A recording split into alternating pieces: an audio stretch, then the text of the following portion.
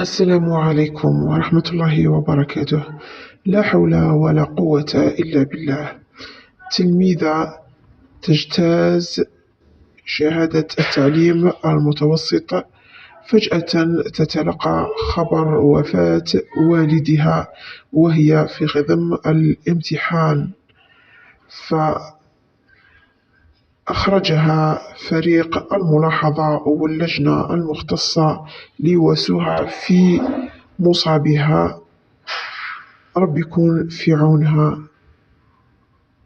إنا لله وإنا إليه راجعون.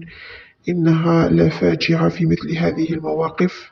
إن شاء الله ربي ينجحها ويوفقها برغم من هذه الظروف الصعبة، وإن شاء الله تقدر تواصل حتى اليوم الأخير باش تكمل امتحان بيا متاعها وتنجح، لأنه الحياة تستمر بالرغم من وفاة من هو عزيز علينا. إنا لله وإنا إليه راجعون. رزقهم الله هي وأهلها الصبر والسلوان.